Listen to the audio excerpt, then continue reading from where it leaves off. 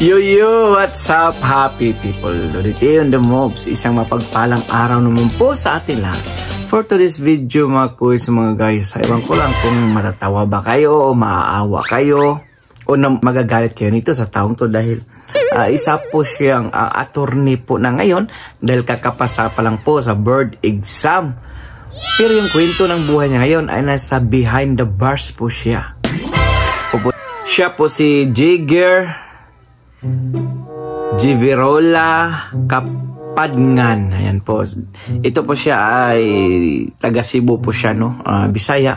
Well, meron mo siyang video dito, credit to the owners, dahil in-interview po siya. Pero dahil Bisaya, gagawa po natin ng subtitle mga quiz mga guys, no? Well, nakulong kaunting info nga mga quiz mga guys, nakulong po itong si attorney dahil sa alleged po siya po yung mastermind po sa Orosogbo Robbery po. Yan po, siya po yung itinuturong mastermind, kaya po siya ngayon ay nakapiit po sa kulungan. Iwan ko lang kung paano niya ito malulusutan or kung paano siya nito magdiwang sa kanyang pasa po sa bar exam. So without a further ado, let's begin. Attorney Jigger Jivirola, say reaction nimo nga usa ka sa nakapasar sa board exam, sa bar exam karong tuiga? Una dyan akong debate dyan ang kanang di masabot or gitawag na itong ambivalent nga debate o mixed emotion. Maglagot ka nga nakapasar na unta ka pero naay sitwasyon nga nagpaipi. Pero sa bisan unsa pa man, pasalamat sa Ginoo, pasalamat sa kahitasan, pasalamat sa tanang nagsuporta o nisanong sa akong kalampusan karon. Kahitasan, pamilya, tanang nisuporta nako og tanang nagampo nga makalingkawas ko aning akong nahiaguman nga pagsulay og mga kuan sa kahigayunan, adla sa kahigayunan. Unsa kanit trabaho nimo, Attorney Jigger?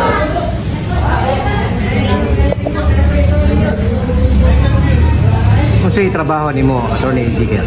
Actually karon usa ko sa mga staff sa legislative, ubos ni board member Raymond Joseph Calderon sa 2nd District nga under ni Vice Governor John Davide, administrative staff kada.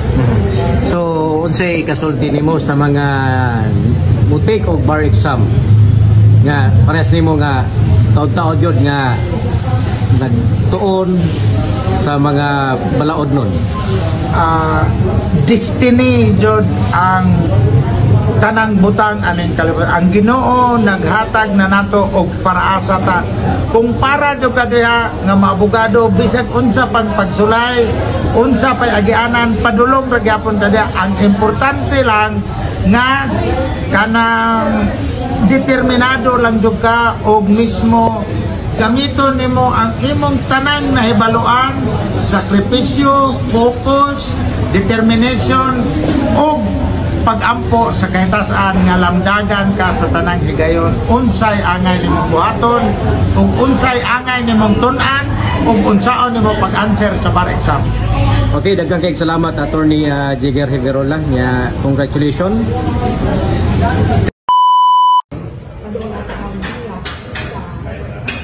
Based sa nahitabo nako karon, murag ang purpose jud sa Ginoo nga pahinumduman ko nga sa akong gisaad nga kung makapasar ko akong gamiton sa pagpangalagad ngadto sa Ginoo og sa nanginahanglan.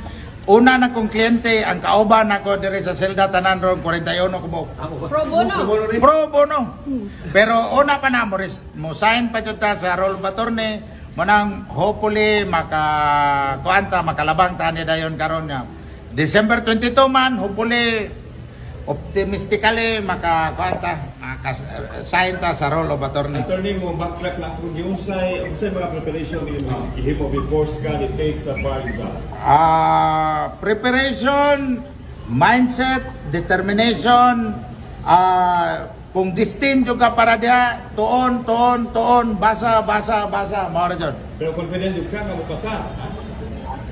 Kay gitugot man jud nga makaabot ko ani nga makatake murag dool sa tinuod nga makapasar. Excited na ka mo. Of course, excited kay mao na gipanganduyan nato. Mao jud na kinahanglan ikauban to nato ditong sign sa attorney.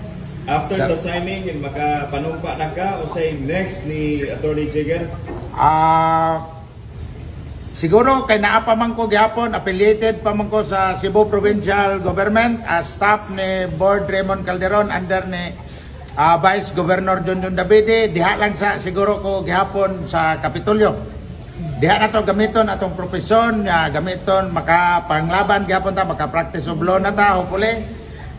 Diha magsugod ang laing chapter sa akong kinabuhi kay colorful taon gani. Attorney, just for the record, all support gihatag ni board member Calderon. Of course, sila nihatag nako og lawyer para ani akong kaso karon in behalf ni in the name of Attorney Vincent Isles. Okay, Attorney, lastly, usay mensahe mo ipaabot. Sa tanan nga nitabang ni Ampo, daghang salamat o naa pa jud gihapon ang hustisya alang kanatong tanan. Daghang salamat, maayong buntag. So, for verification makuis magaya sa allegedly pa lang po o talaga hindi pa po talaga siya na talaga yung mastermind kasi nga po only the justice can prove that makuis magayas, no? Pero hanggang ngayon po ay wala pa po lumalabas na kanyang conclusion perfecto ang mga kois, mga gayas, no? So, allegedly pa lang po. So, ano po yung masasabi nyo dito mga guys, mga gayas, no? Na imbis na nakapasa na matagal-tagal nila talagang zero na naantayan, matagal-tagal pong ilang mga taong ibinubuo nila na, ibinubuno para po matapos yung pag-aral bilang isang abogado, mga kois, no?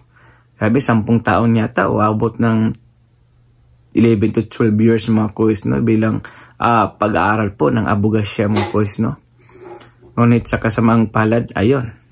Andiyan ka sa loob ng kulungan, himasrihas ka dahil sa allegedly na ikaw yung tinuturong mastermind sa nagganap po na tulis o yung tulis mga kois is robbery mga kois, no? O yung pangloob o yung pagnanakaw na rin yan, guys, mga guys, diba? Isa po yan sa pinagbabawal ng pang-10 utos ng ating Panginoon, yung magnakaw po. Ayan po, andyan po siya ngayon.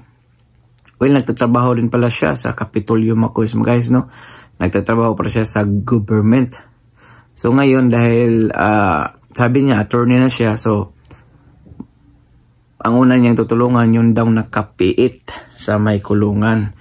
Yung siguro mga kaya niya pong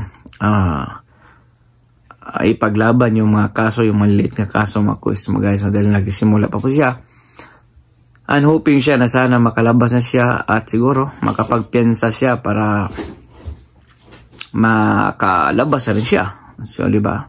Dahil pwede naman siguro makapagpiensa sa kanyang kaso kasi billable naman siguro yung ganyang mga kaso, mga gayas, no?